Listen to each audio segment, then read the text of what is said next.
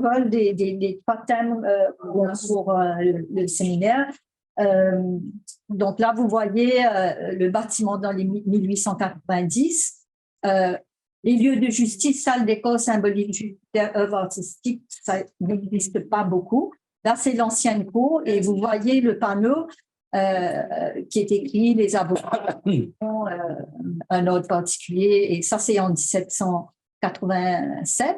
Et comme je vous ai dit, avant, c'était l'Assemblée législative qui siégeait. Et donc, le prochain.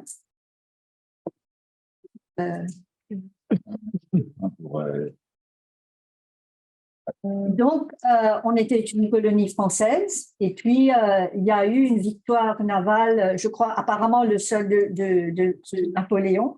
Il était inscrit à l'Arc de Triomphe, mais après en 1810, la France a perdu à l'Angleterre et il y a eu l'acte de, vous pouvez retourner s'il vous plaît, l'acte de capitulation de 1810 et c'est là que l'île Maurice est devenue une colonie britannique.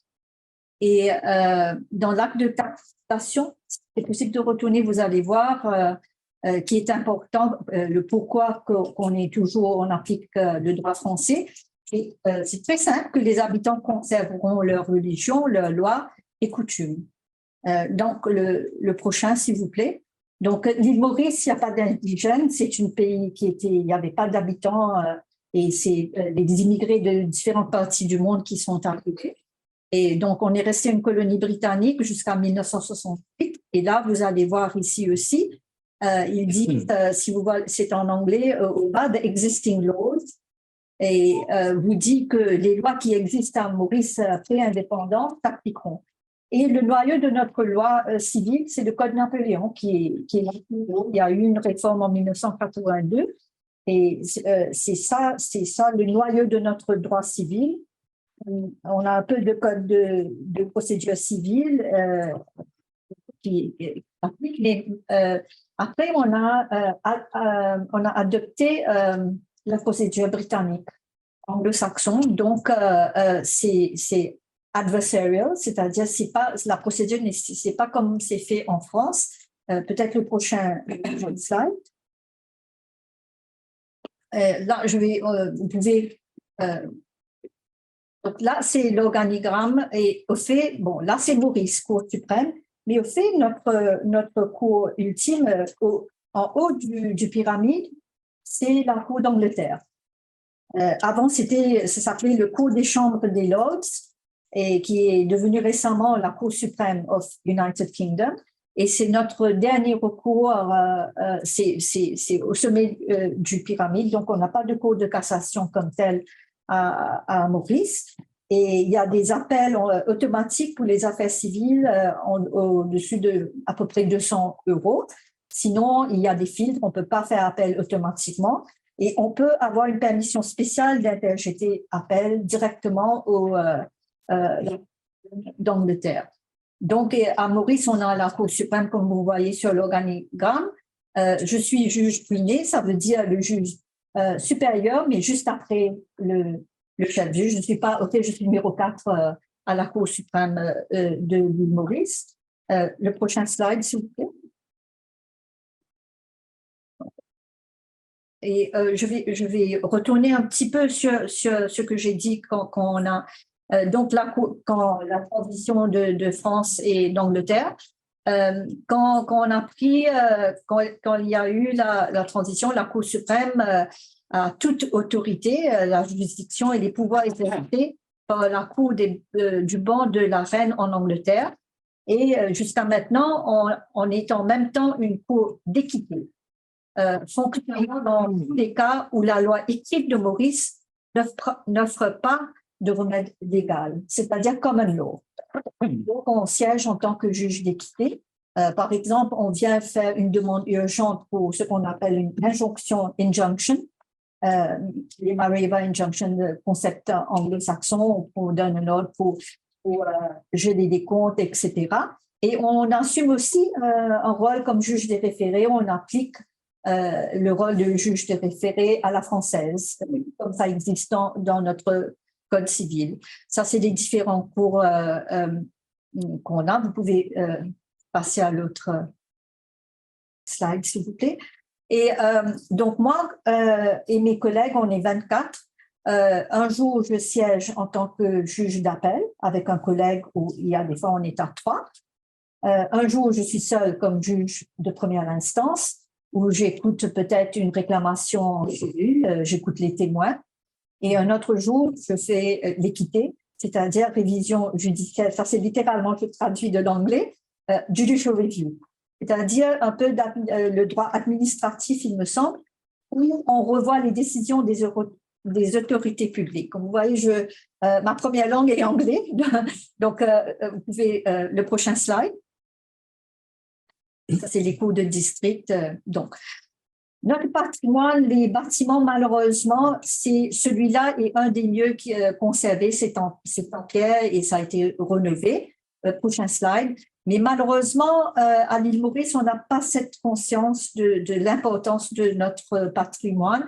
Là, vous voyez un vieux, ça s'apprête à s'écrouler. Hein? Oui. Les bâtiments, ça c'est, vous pouvez, il y a beaucoup de slides. Le prochain, s'il vous plaît.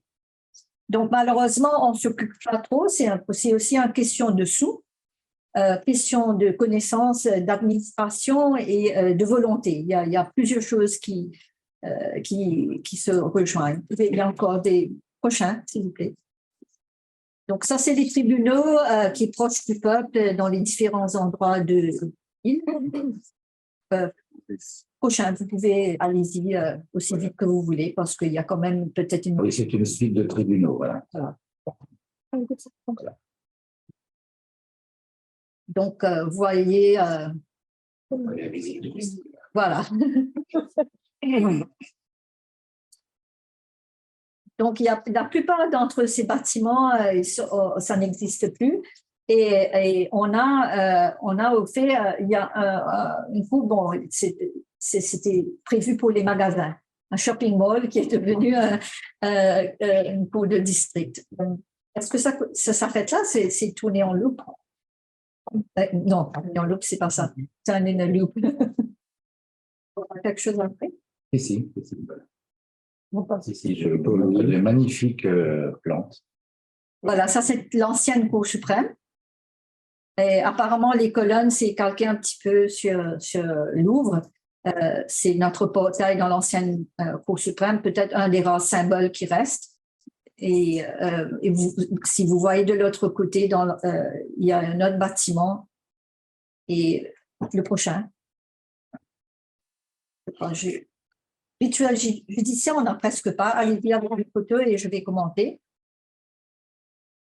C'est le seul truc que j'ai trouvé. Je pensais, vous me corrigez. Prochain. Ah, voilà. Et ça c'est le premier chef-juge mauricien. Il y a eu des chefs-juges qui étaient britanniques. Donc, ce monsieur, c'est le premier chef-juge mauricien en 1883. Le prochain, s'il vous plaît. Et là, vous voyez un chef-juge pour rejoindre le Cameroun où il porte la perruque. Alors, ce chef-juge, je le connais, c'est quand j'ai débuté ma carrière, il était chef-juge, c'est Victor Glover. Et là, on est devenu république. Et un jour, un juge a décidé qu'il n'allait pas porter la perruque britannique. Et puis, on ne porte pas, on n'a pas eu d'arrêté, c'est seulement quelqu'un, je ne vais pas et voilà. Et le prochain,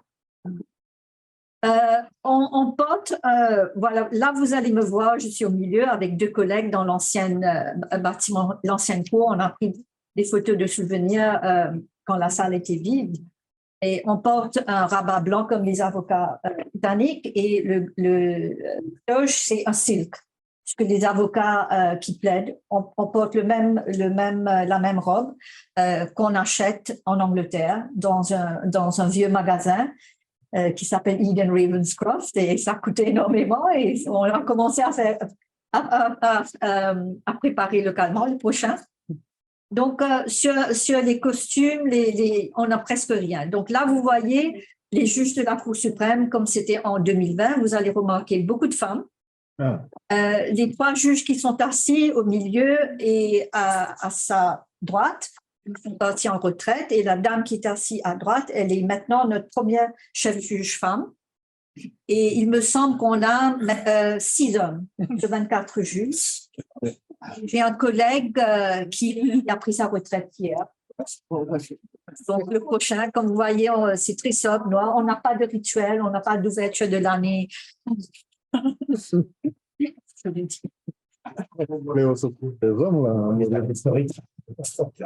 D'accord, c'est très peu. C'est très peu. Non, on les verra demain, les arrêts. Allez, d'accord. Quel est le pourcentage chez vous? Voilà. Merci beaucoup.